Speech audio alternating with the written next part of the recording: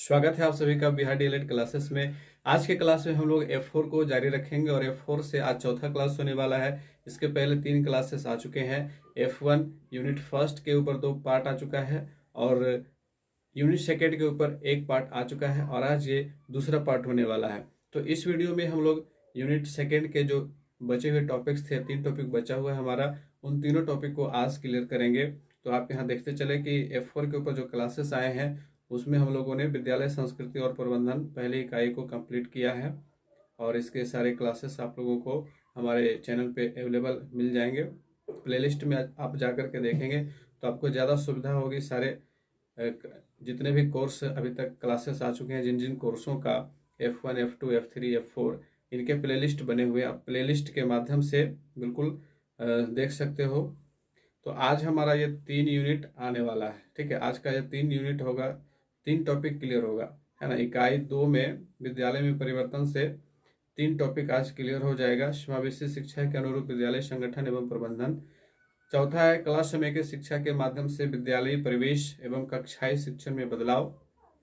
और 5वां है सूचना व संचार तकनीकी का शिक्षण प्रक्रिया में प्रयोग। तो ये 3 टॉपिक आज क्लियर हो जाएंगे। तो चलिए बढ़ते हैं। और इसके पहले जो क्लास आया था उसमें आरटी एक्ट 2009 के बारे में डिटेल से चर्चा की गई थी। तो यदि आप लोगों ने अभी तक वो क्लास नहीं देखा है तो देख लेंगे ताकि आपकी समझ बेहतर हो सके आरटी एक्ट 2009 के बारे में, क्योंकि ये काफ़ी इंपॉर्टेंट पॉइंट है।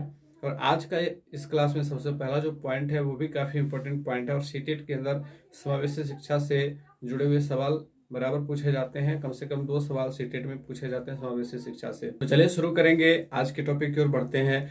समावेशी शिक्षा के अनुरूप विद्यालय संगठन व प्रबंधन।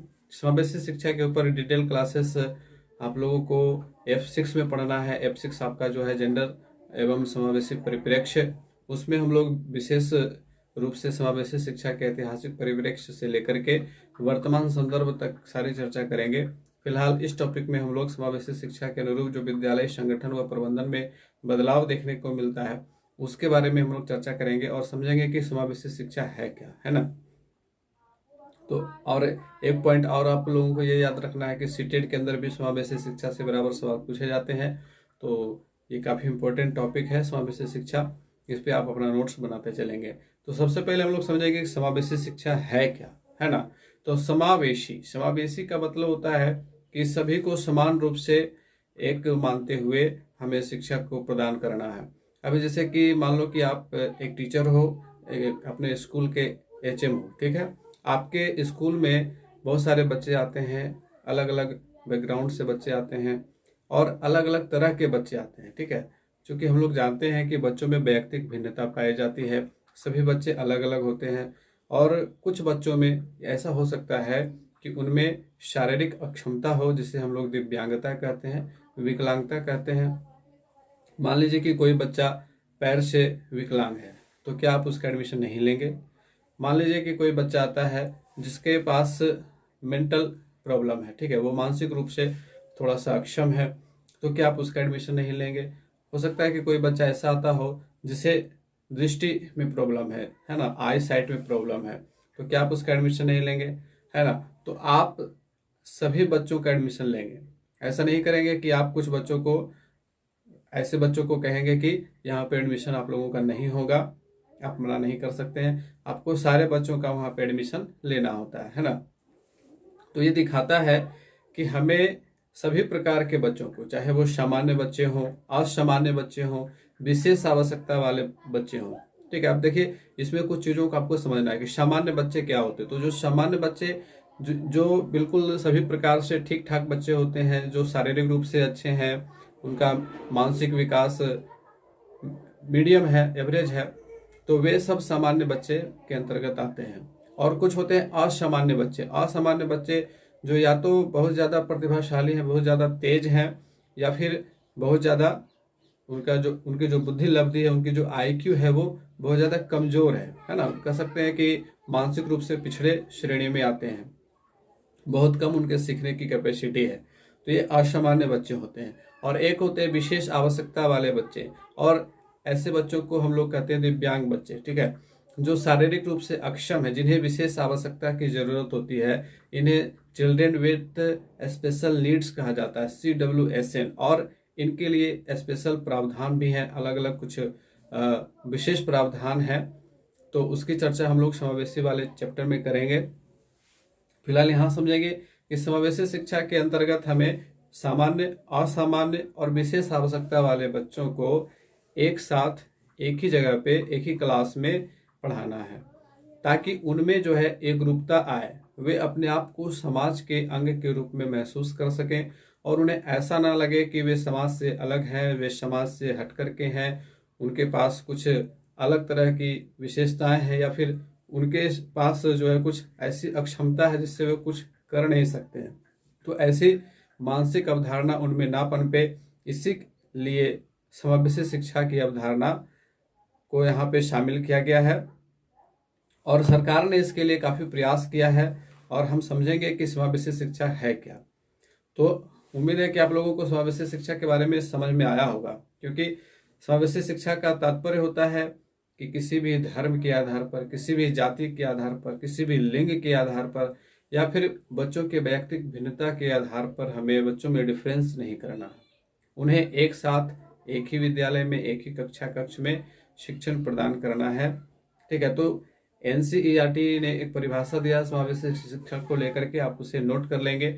समावेशी शिक्षा के संदर्भ में NCERT का कहना है कि धर्म, जाति, लिंग, समाज, परिवार आदि के आधार पर बिना भेदभाव के विद्यालय में शिक्षा देना ही समावेशी शिक्षा कहलाता है। ठीक है, तो ये समावेशी शिक्षा के संदर्भ में NCERT की परिभाषा है। अब बात करेंगे कि समावेशी शिक्षा की आवश्यकता क्यों पड़ी है, आखिर क्यों हमारे शिक्षाविदों ने ये देखा कि समावेशी शिक्षा की आवश्यकता होनी चाहिए और ऐसे जो विशेष आवश्यकता वाले बच्चे हैं उन्हें अलग विद्यालय ना भेज करके सामान्य विद्यालय में ही भेजा जाए।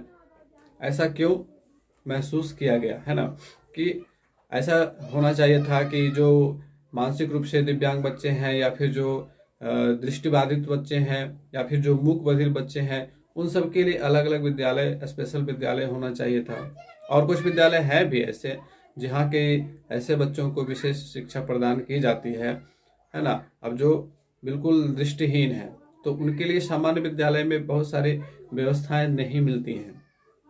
एडमिशन लेने को तो ले लिया जाएगा, लेकिन उन्हें कैसे पढ़ाया जाए, उनके पढ़ाने के लिए जो पद्धति है, ब्रेल लिपि से पढ़ाने की पद्धति है उन्हें, तो ब्रेल लिपि के बारे में बहुत से शिक्षक नहीं जानते हैं, उन्हें ट्रेनिंग नहीं मिली है। तो इसके लिए कुछ अलग से टीचर बहाल होते हैं, ठीक है, जिन्हें कहा जाता है CWSN टीचर्स, और उनकी अलग से प्रशिक्षण व्यवस्था भी होती है, उनका अलग से प्रशिक्षण होता है ना। तो उनका अलग से प्रशिक्षण कोर्स भी है, विशेष आवश्यकता वाले कैटेगरी में उनकी बहाली होती है। तो ऐसे जो शिक्षक होते हैं उनकी उपलब्धता होनी चाहिए विद्यालय के अंतर्गत। तो ये आवश्यकता क्यों महसूस की गई कि समावेशी शिक्षा होनी चाहिए, है ना। तो सबसे पहला इसका पॉइंट है कि सामान्य मानसिक विकास हेतु।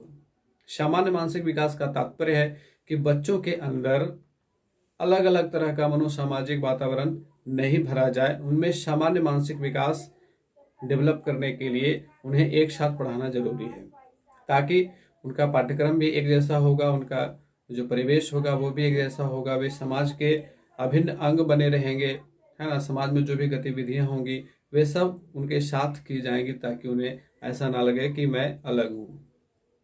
दूसरा पॉइंट कहता है कि सामाजिक एकीकरण हेतु, समाज में एकता लाने के लिए, समाज में एकरूपता लाने के लिए, समानता लाने के लिए सामाजिकरण एकीकरण हेतु समावेशी शिक्षा की आवश्यकता महसूस की गई। और अगला है कि शैक्षिक एकीकरण हेतु, शैक्षिक एकीकरण की यहाँ पे बात की गई है कि शैक्षिक में भी, शिक्षा में भी एकीकरण होना चाहिए, एक ही पाठ्यक्रम सभी बच्चों को समझ में आना चाहिए, और जितने भी बच्चे हैं वे एक साथ पढ़ेंगे तो आपस में सहयोग की भावना उत्पन्न होगी, आपस में एक दूसरे को कोलैबोरेट करेंगे। तो उनमें ऐसा नहीं होगा कि वे बच्चे कमज़ोर हैं, वे बच्चे दिव्यांग हैं, वे हमसे निम्न कैटेगरी के हैं, ऐसे जो सोच डेवलप हो जाता है कुछ बच्चों में, वो नहीं हो। इसीलिए इन सारी चीज़ों की आवश्यकता महसूस की गई। एक और है इसकी आवश्यकता, चौथा पॉइंट लिखेंगे कि समानता के अनुपालन हेतु। समानता के अनुपालन हेतु समावेशी शिक्षा की अवधारणा महसूस की गई और बच्चों में एक रूपता आ जाए, एक समानता आ जाए, एक दूसरे को सहयोग कर सकें, इसके लिए। इसके बाद दूरियों को मिटाने हैं, तो दूरियों को मिटाने हैं तो क्या तात्पर्य यहाँ पे क्या कि समावेशी शिक्षा ये जो है बच्चों को आपस में जोड़ने का काम करती है, ना कि अब जैसे कि अगर हम अलग अलग विद्यालय की परिकल्पना करते हैं कि जो दिव्यांग बच्चे होंगे उनके कैटेगरी वाइज अलग अलग विद्यालय होंगे, जो मानसिक रूप से दिव्यांग है उनके लिए अलग विद्यालय होगा, जो दृष्टिबाधित है उनके लिए अलग विद्यालय होगा, जो मूक बधिर है उनके लिए अलग विद्यालय होगा, जो पैर से दिव्यांग है उनके लिए अलग विद्यालय होगा। तो अगर हम दिव्यांगता के आधार पर वर्गीकरण करते हैं तो फिर दूरियां बढ़ेंगी, है ना। वे अपने आप को समाज से अलग थलग मानेंगे, है ना। वे सभी बच्चों के समान अपने आप को नहीं मानेंगे, तो उनमें दूरियां बढ़ेंगी। इसीलिए समावेशी शिक्षा की परिकल्पना की गई कि दूरियों को मिटाया जाए और सारे बच्चों को एक साथ एक ही माहौल में, एक ही परिवेश में पढ़ाया जाए। एक और पॉइंट हम इसका बना सकते हैं, शिक्षा का सार्वभौमिकरण। ठीक है, सार्वभौमिकरण का मतलब यूनिवर्सलाइजेशन ऑफ एजुकेशन, यानी कि शिक्षा को सभी जगह समान रूप से सभी बच्चों को समान रूप से देने की अवधारणा, ताकि सारे बच्चे एक साथ पढ़ सकें, एक पाठ्यक्रम को पढ़ सकें और एक ही छत के नीचे पढ़ सकें, ताकि उनमें सार्वभौमिकता के गुण का विकास हो, वे अपने आप को एक समाज का अभिन्न अंग समझें। तो ये हो गई समावेशी शिक्षा की आवश्यकताएं।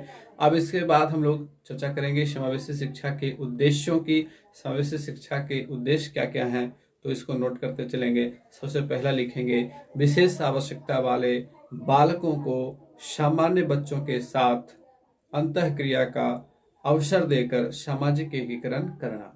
एक बार फिर से मैं रिपीट कर दे रहा हूं।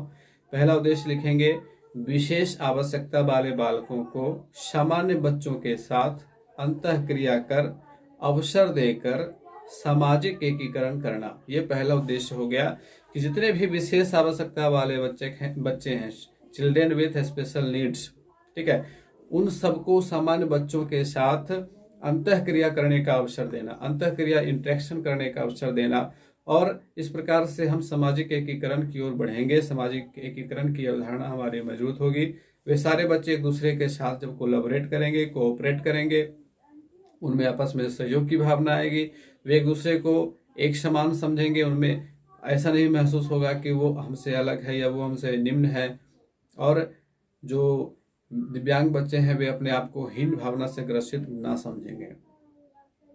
दूसरा उद्देश्य लिखेंगे, बच्चों में आत्मनिर्भरता की भावना का विकास। बच्चों में आत्मनिर्भरता की भावना का विकास, ये दूसरा पॉइंट है, दूसरा उद्देश्य है कि समावेशी शिक्षा के द्वारा हम बच्चों में आत्मनिर्भरता की भावना का विकास कर सकते हैं, बच्चे को आत्मनिर्भर बना सकते हैं। ठीक है, खुद के ऊपर डिपेंडेंट उन्हें बना सकते हैं। बच्चों में जब कोलैबोरेशन की भावना आएगी, जब एक दूसरे को कोऑपरेट करेंगे, तो फिर वे धीरे धीरे अपने आप को आत्मनिर्भर भी बनाने लगेंगे।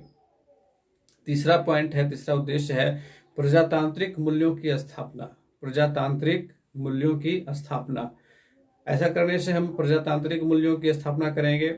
लोकतंत्रात्मक हमारा गणराज्य है, तो लोकतंत्र के जो मूल भावनाएं हैं वो कहती हैं कि सभी को समान अवसर मिलने चाहिए, हमारे देश के अंदर समानता होनी चाहिए, है ना। तो प्रजातांत्रिक मूल्यों की स्थापना कहने का यही तात्पर्य है कि हम सभी बच्चों में बचपन से ही एक समान भावना का विकास करें, ताकि वे आगे चल करके हमारे राष्ट्र के लिए अच्छा काम कर सकें। चौथा उद्देश्य लिखेंगे, विशेष आवश्यकता वाले बालकों के बारे में फैली भ्रांतियों को दूर करना। विशेष आवश्यकता वाले बालकों के बारे में फैली भ्रांतियों को दूर करना। जो भी भ्रांतियां फैली हुई हैं कि जो विशेष आवश्यकता वाले बच्चे होते हैं, जो दिव्यांग बच्चे होते हैं, वे कुछ नहीं कर सकते हैं, वे तो शारीरिक रूप से दिव्यांग है, वे कैसे क्या कर पाएंगे, तो इनके बारे में जो भ्रांतियां फैली हुई हैं उन्हें दूर करना, यह भी एक उद्देश्य है समावेशी शिक्षा का। ठीक है, तो अब अगला पॉइंट है, शैक्षिक व्यवस्था में क्या बदलाव देखने को मिलता है समावेशी शिक्षा के आने से। तो पहला पॉइंट लिखेंगे, विद्यालय की भौतिक संरचना में बदलाव। विद्यालय की भौतिक संरचना में बदलाव किस प्रकार से देखने को मिलता है।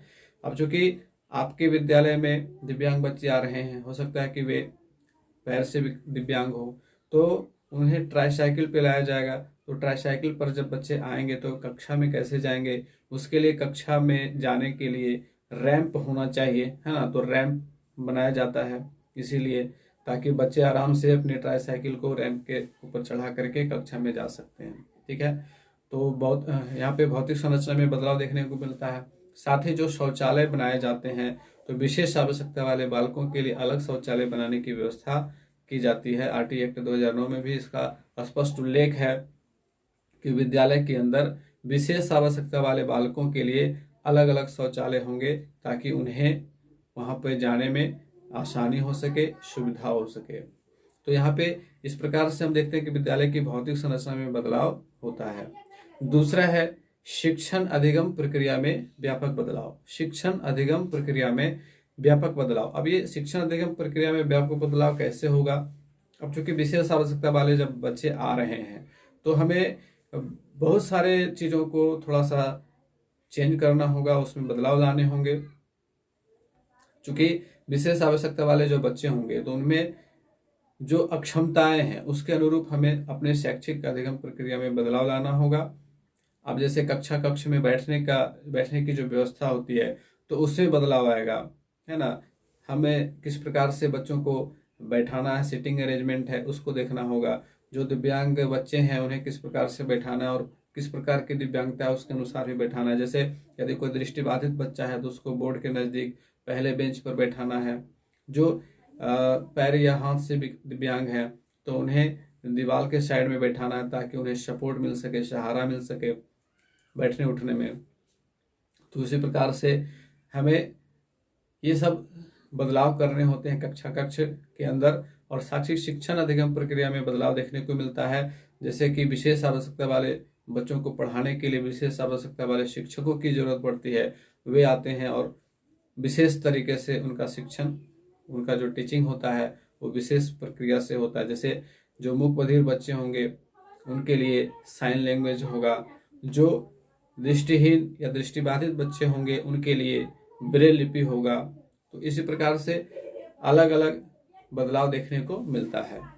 तीसरा पॉइंट नोट करेंगे, शिक्षक के दृष्टिकोण में बदलाव। शिक्षक के दृष्टिकोण में बदलाव, शिक्षक के दृष्टिकोण में बदलाव आता है। शिक्षक का नजरिया यहाँ पे बदलता है। वे भी समान बच्चों को, सभी बच्चों को एक समान दृष्टि से देखते हैं और ये मान करके चलते हैं कि जो दिव्यांग बच्चे आ रहे हैं वे केवल शारीरिक रूप से दिव्यांग है, बाकी वे भी सामान्य बच्चों की तरह अपने क्षेत्र में कुछ विशेष कर सकते हैं। उनमें भी ये क्षमताएं हैं कि वे अपने जीवन में कुछ अच्छा कर सकते हैं और बहुत अच्छा करते हैं ऐसे बच्चे, अगर उन्हें बेहतर माहौल, बेहतर परिवेश, बेहतर संसाधन मुहैया कराए जाते हैं। तो हम अपने आसपास ऐसे बहुत सारे बच्चों को देखते हैं जो बचपन से दिव्यांग थे, लेकिन उन्होंने आगे चल करके बहुत अपना नाम रोशन किया, अपने देश का नाम रोशन किया है। तो शिक्षक के दृष्टिकोण में भी बदलाव देखने को मिलता है यहाँ पे। अब अगला पॉइंट लिखेंगे, विशेष आवश्यकता वाले बालकों को भी शिक्षा के समान अवसर मुहैया प्रदान करना, ये भी एक बदलाव देखने को मिलता है कि जितने भी विशेष आवश्यकता वाले बच्चे हैं उन्हें भी शिक्षा के समान अवसर मुहैया कराना है। इसमें भी बदलाव देखने को मिलता है। तो जितने भी, अगर विद्यालय के पोषक क्षेत्र में अगर कोई ऐसा बच्चा है जो दिव्यांग कैटेगरी का है, तो उसे विशेष प्रकार से ध्यान दे करके बच्चों को विद्यालय के अंदर लाया जाता है, उन्हें शिक्षा से जोड़ा जाता है और हर संभव प्रयास की जाती है कि ऐसे बच्चों की शिक्षा पूरी हो सके। और उसके लिए प्रत्येक प्रखंड में एक CWSN टीचर कह लें या फिर संसाधन कर्मी कह लें, उनकी बहाली होती है। ठीक है, तो विशेष आवश्यकता वाले बच्चों के लिए प्रत्येक प्रखंड के अंदर एक ऐसे शिक्षक की बहाली होती है जो प्रत्येक विद्यालय के पोषक क्षेत्र में घूम करके ये जानकारी लेते हैं कि कहीं पे भी अगर ऐसा बच्चा है तो उसकी शिक्षा पूरी अच्छे तरीके से सुचारू रूप से चल सके। अब इसके बाद है गतिविधि आधारित शिक्षण। गतिविधि आधारित शिक्षण भी एक प्रमुख बदलाव देखने को मिलता है। जब विशेष आवश्यकता वाले बालकों को आप शामिल कर रहे हो शिक्षा में, तो अब हमें ये देखना है कि जो सामान्य बच्चे हैं हम उन्हें सामान्य तरीके से सिखा सकते हैं, लेकिन जो विशेष आवश्यकता वाले बच्चे हैं, जैसे कोई मानसिक रूप से पिछड़ा हुआ बच्चा है, काफी जड़ बुद्धि वाला बच्चा है, मंद बुद्धि वाला बच्चा है, तो वैसे बच्चों को हमें सिखाने के लिए क्या करना होगा, थोड़ी सी गतिविधि बढ़ानी पड़ेगी, एक्टिविटी बेस्ड एजुकेशन देना होगा, ताकि गतिविधि के आधार पर वे चीज़ों को अच्छे से समझ सकें, अच्छे तरीके से इम्प्लीमेंट कर सकें और उनमें मूर्त चीज़ों को देख करके अमूर्त भावनाओं का विकास हो सके। तो गतिविधि आधारित शिक्षण भी एक प्रमुख बदलाव देखने को मिलता है। तो अब हम बढ़ेंगे अगले टॉपिक की ओर, और अगला टॉपिक हमारा है कला समय की शिक्षा के माध्यम से विद्यालय परिवेश एवं कक्षाई शिक्षा में बदलाव। तो अब यहाँ पे हम लोग ये देखेंगे कि कला समय की शिक्षा है क्या। तो कला का मतलब क्या होता है, आर्ट्स, है ना।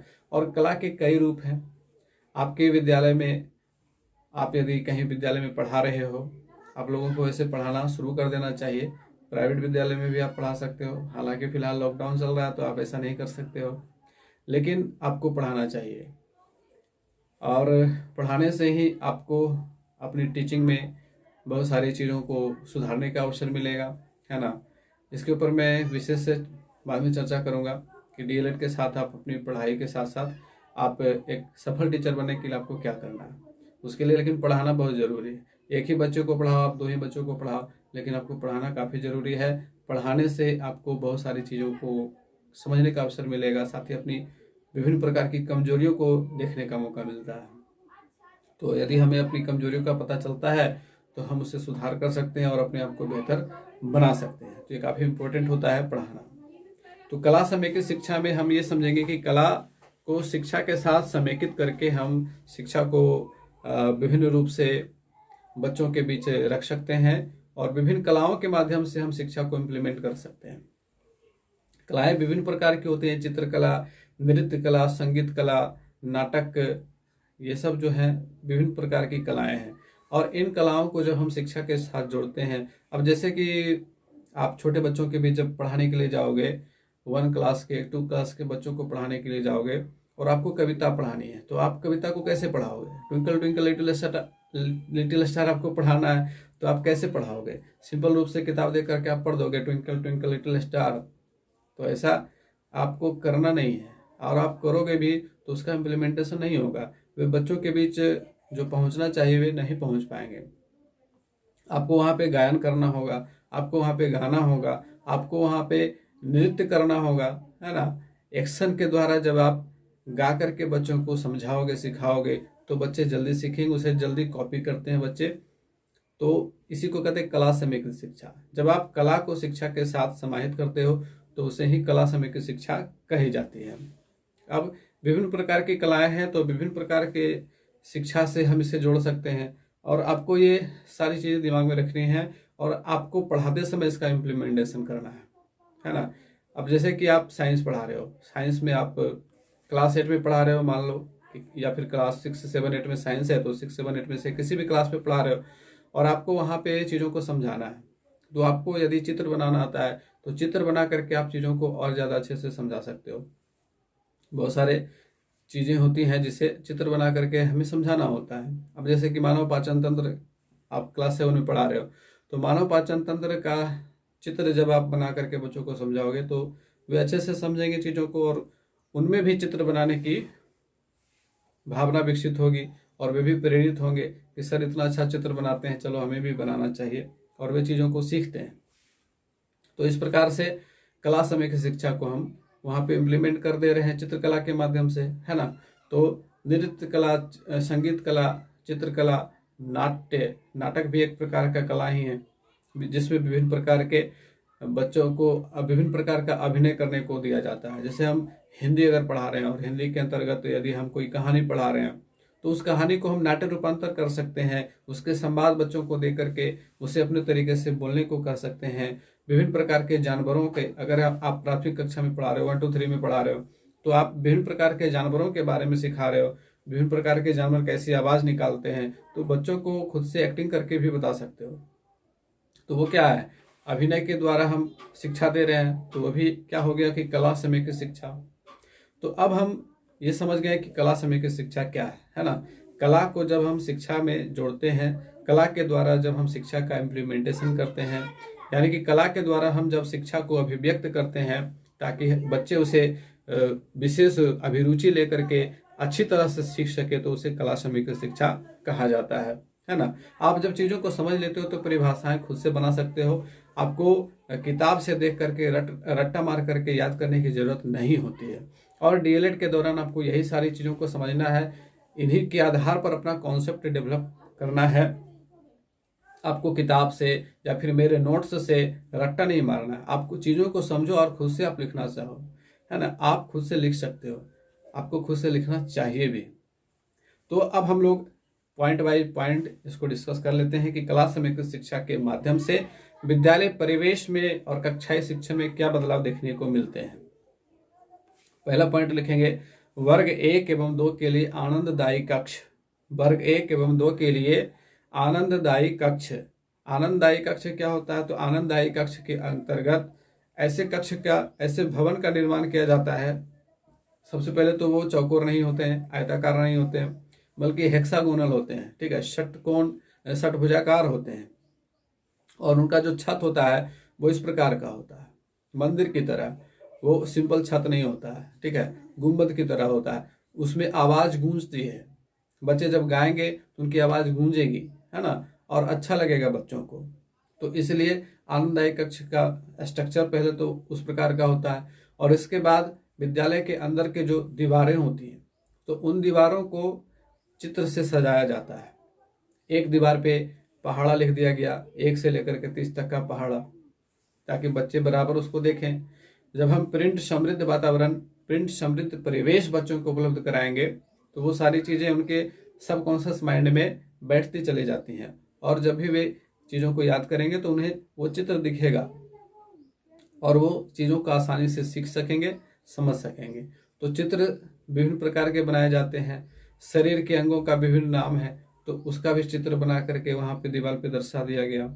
ऋतुओं के नाम है, तो ऋतुओं का चित्र बना करके ऋतुओं का नाम दिखा दिया गया।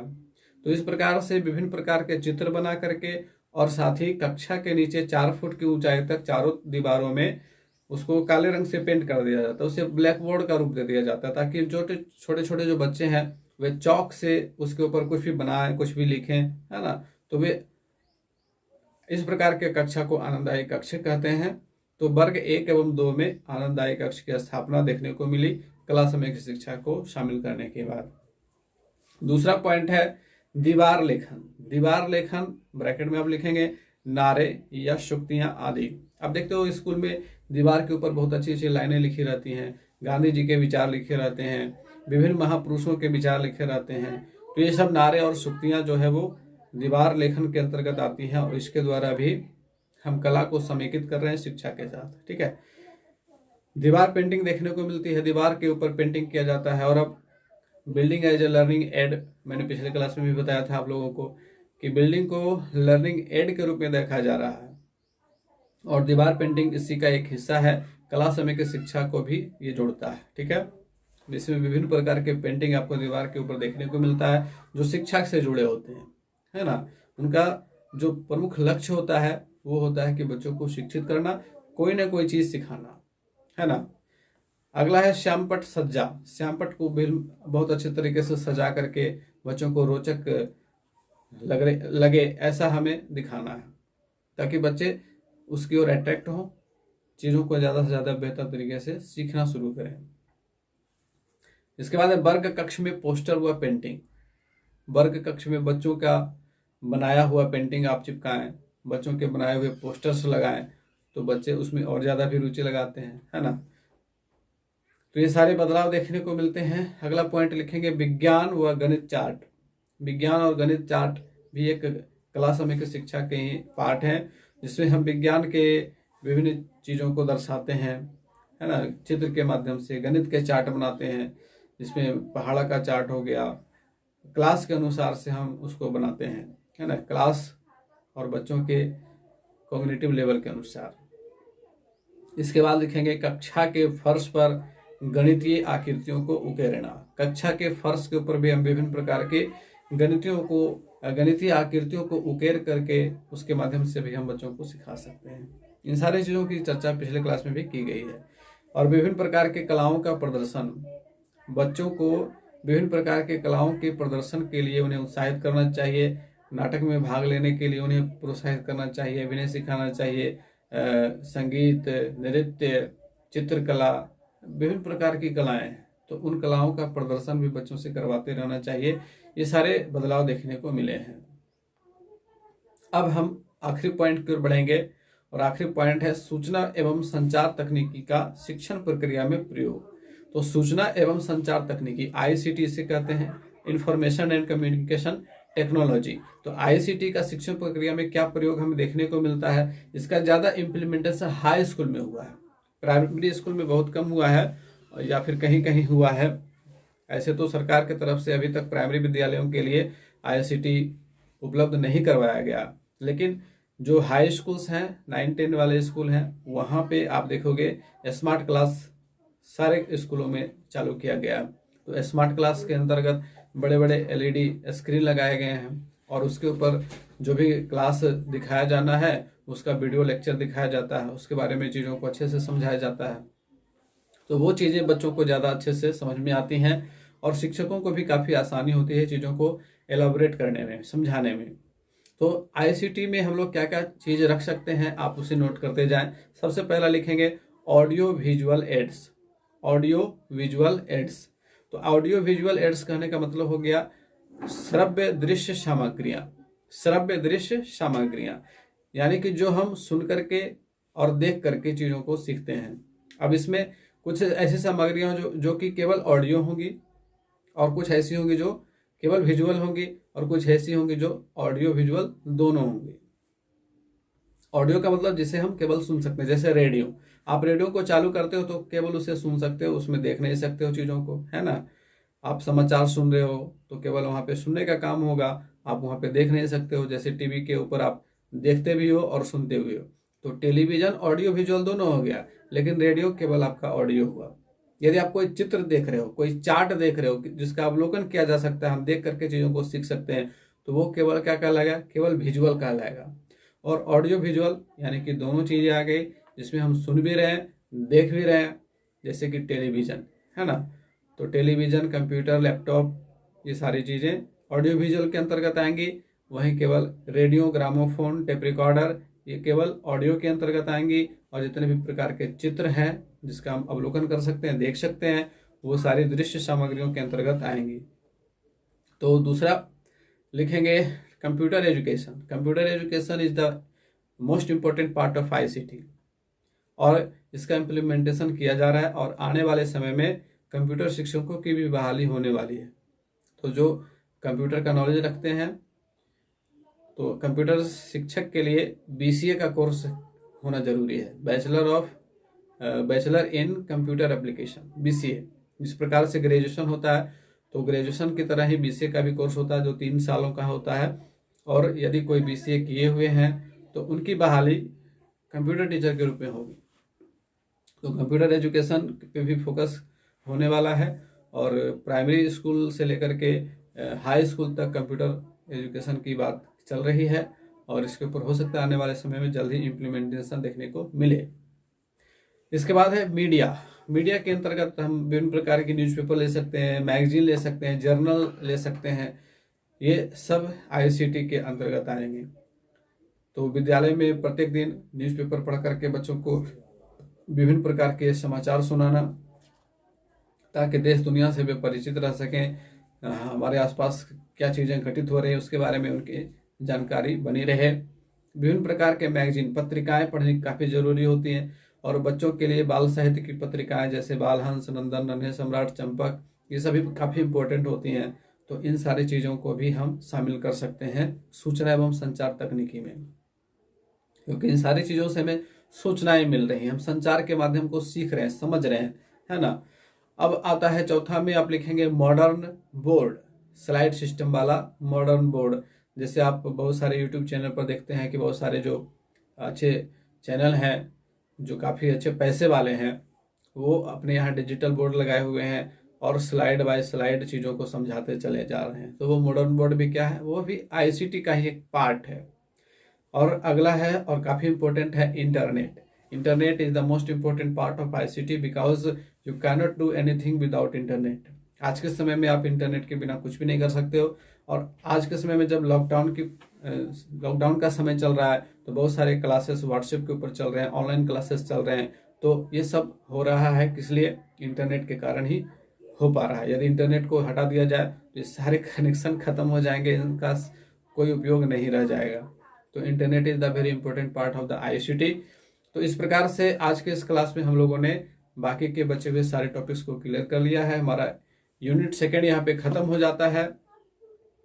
बाकी के क्लासेस भी आते रहेंगे, बने रहेंगे हमारे साथ। क्लास अच्छा लगा है तो लाइक करना नहीं भूलेंगे और ज़्यादा से ज़्यादा शेयर कीजिए, सब्सक्राइब कीजिए, ताकि आपको सारे क्लासेस का नोटिफिकेशन मिलते रहे और जितने भी इम्पोर्टेंट न्यूज़ आते हैं उसके भी इम्पोर्टेंट इन्फॉर्मेशन आपको मिलता रहे। बेल आइकॉन को आप लोग दबा लीजिएगा। बहुत सारे लोग करते हैं क्या है कि सब्सक्राइब तो कर लेते हैं लेकिन बेल आइकॉन नहीं दबाते। सब्सक्राइब करने के बाद आपके सामने 3 ऑप्शन आता है, ऑल आ जाता है, तो ऑल पे आपको क्लिक करना है। सबसे नंबर 1 में ऑल रहेगा। ऑल पे आप क्लिक कर लेंगे तो मेरे सारे क्लासेस के नोटिफिकेशन आपको मिलते रहेंगे। आप जब भी मैं क्लास अपलोड करूंगा तो आपको आपके मोबाइल स्क्रीन पे उसका नोटिफिकेशन चला जाएगा और आप वहां से क्लास को देख सकते हो। हमारे साथ जुड़ने के लिए आप टेलीग्राम पे जुड़ जाएं, व्हाट्सएप पे जुड़ जाएं, ताकि आपको नोट्स मिलते रहें और विभिन्न प्रकार की जानकारियां भी। तो चलिए मिलते हैं फिर से अगले क्लास में, तब तक के लिए गुड बाय, टेक केयर।